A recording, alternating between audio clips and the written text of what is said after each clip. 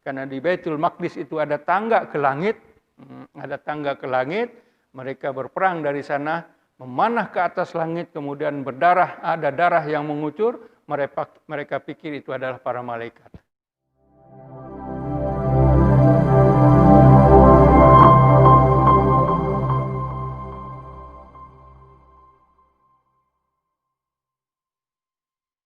Karena semua yang diberitakan oleh Rasulullah Shallallahu Alaihi Wasallam itu semuanya akan berlaku.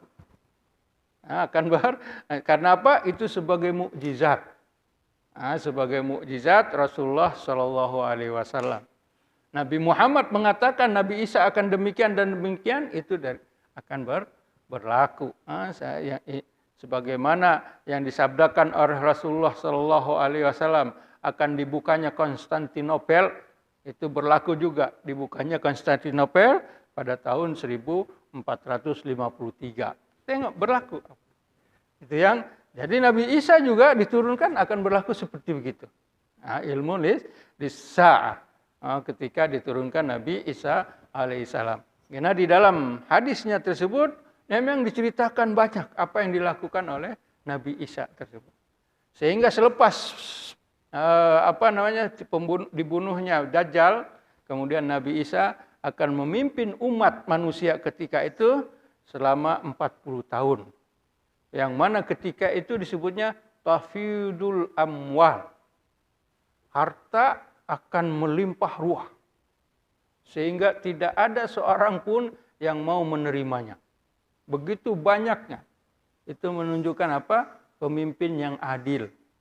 Keadilan, karena Nabi bersabda adlun wa hikmun, adil dan bijaksana. Adil dan bijaksana akan memimpin dunia selama 40 tahun. Selama 40 tahun di mana ketika itu bumi akan tumbuhannya, tidak ada yang kering. Makanan akan melimpah, harta akan ada di mana-mana. Sehingga tidak ada yang mau menerima kalau ada orang yang memberi. Semuanya dalam keadaan kecukupan. Itu adilnya Nabi Isa yang disebutkan oleh Rasulullah Shallallahu Alaihi Wasallam. Karena ketika itu Nabi Isa berada di mana? Di utara kan? Di Syam, karena tempatnya di sana. Turunnya di mana? Di Masjid Damsyik. Jadi akan berada di sana. Dibunuh Dajjal itu di udara di sana.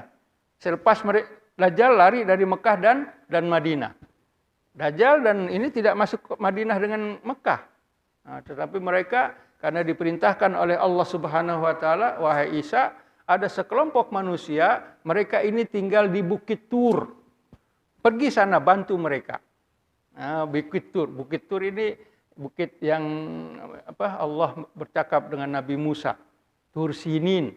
Tur Sinin yang berada di mana?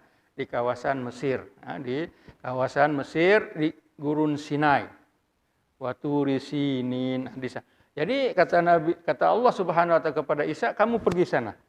Karena ada kelompok dari manusia, mereka sedang dikepung oleh Dajjal. Maka diantar pergi ke sana.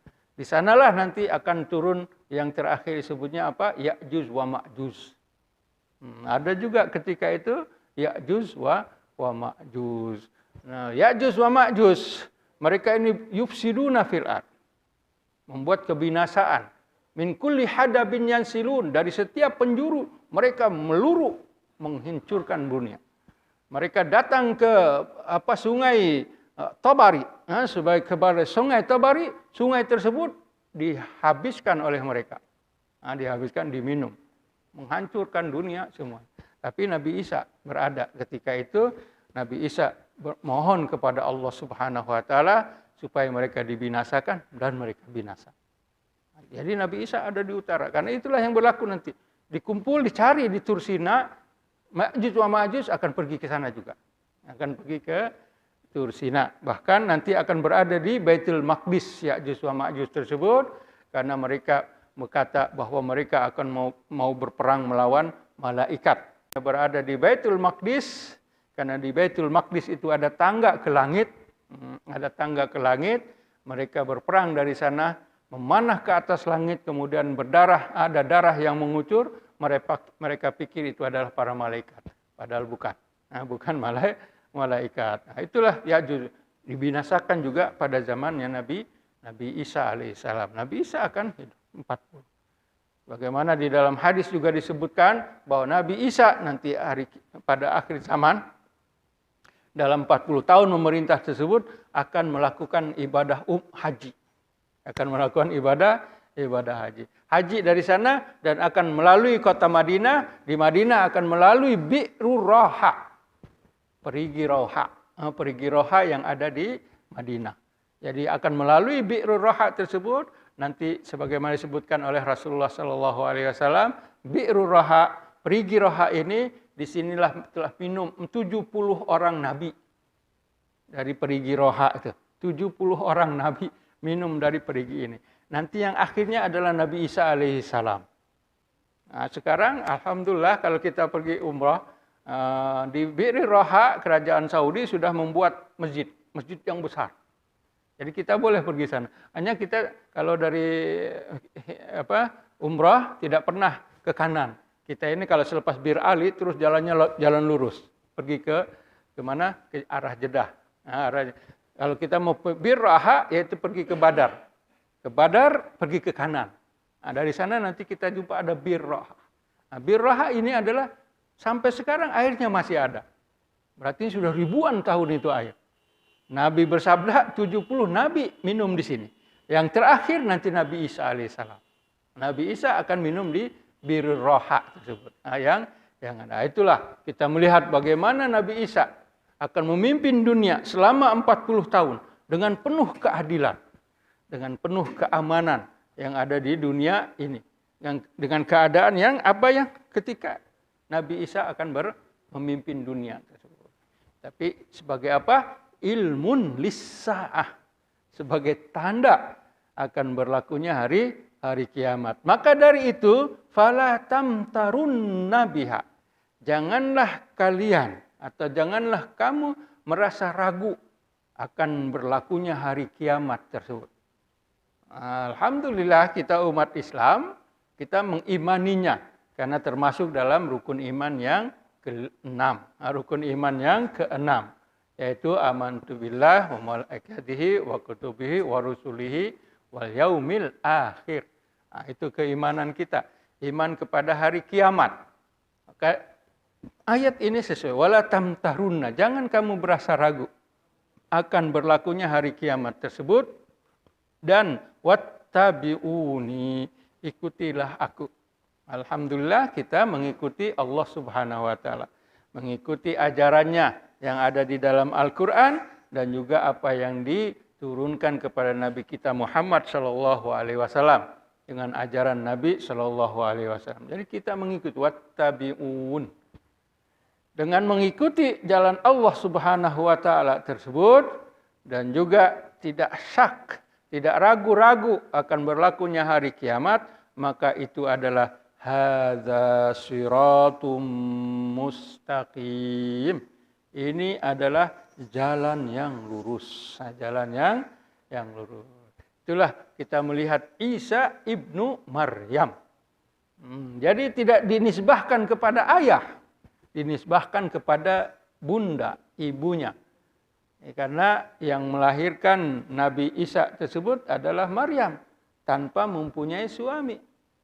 Anna yakunu li ghulamu walam yamsasni basharun walam akum bagiya. Kata siapa? Kata Maryam. Ketika diberitakan oleh malaikat Jibril, wahai Maryam, kamu akan melahirkan seorang anak. Maryam berkata, anna yakunu li ghulam, bagaimana aku punya anak sedangkan aku belum menikah dan juga tidak pernah aku disentuh oleh manusia. Kata malaikat Jibril, itu adalah kehendak Allah. Allah berfirman, huwa alayya hayyinun. Itu adalah mudah bagi Allah Subhanahu wa taala. Maka dari itu Nabi Isa dilahirkan. Ketika dilahirkan, ibundanya Maryam dituduh yang tidak-tidak oleh Bani Israel di Baitul Maqdis ketika itu, bagaimana engkau melahirkan anak wahai Maryam? Walam taku bagiya ya ukhta Harun maka na abuki imra'a sau'in wa maka. wahai anak saudara Harun, kenapa? Apa yang kamu lakukan? Kamu bukan orang yang tidak baik.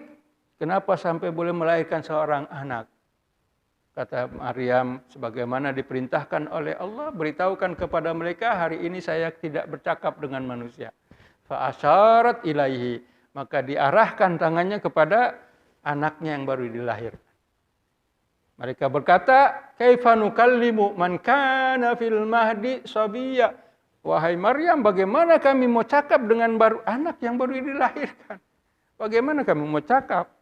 Dalam keadaan heran mereka tersebut, maka Nabi Isa berkata, qala inni abdullah ataniyal kitab. Berkata yang anak yang baru dilahirkan tersebut, aku adalah hamba Allah dan aku diberikan darinya kitab.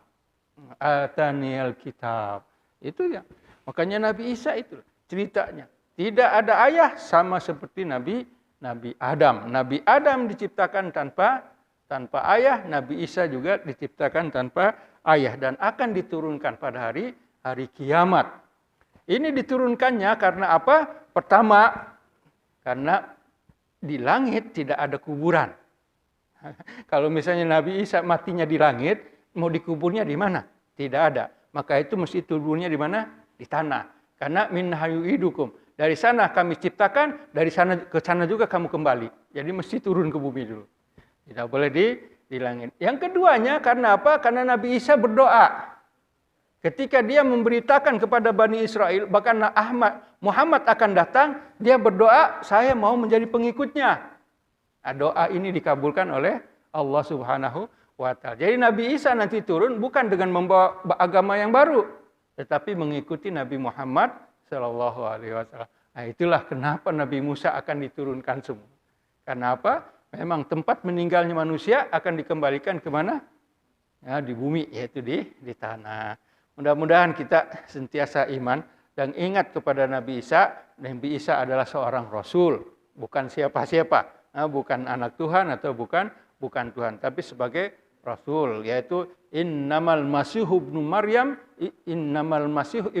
Isa ibnu Maryam Rasulullah. Bahwa Isa Masih itu adalah Rasul Allah Subhanahu wa Ta'ala. Baik, demikianlah mudah-mudahan kita mendapatkan pahala, mendapatkan keberkatan dan manfaat dari apa yang telah kita bincangkan pada maghrib ini. Bismillahirrahmanirrahim. Alhamdulillahirabbil alamin. Hamdan yu'afi ni'amahu wa yukafi mazidah. Ya Rabbana lakal hamdu kama yanbaghi jalali wajhika wa 'azimi sultanik. Allahumma shalli ala sayyidina Muhammadin wa ala alihi wa ashabihi ajmain. Rabbana innana sami'na munadiyan yunadi lil iman an aminu bi rabbikum fa amanna. Rabbana faghfir lana dzunubana wa kaffir 'anna sayyi'atina wa tawaffana ma'al abrar. Rabbana wa atina ma wa'adtana ala rusulik wa la tukhzina yaumal qiyamah innaka la tukhliful mi'ad. Wa sallallahu ala sayyidina Muhammad wa ala alihi wa sahbihi wasallam walhamdulillahi rabbil alamin.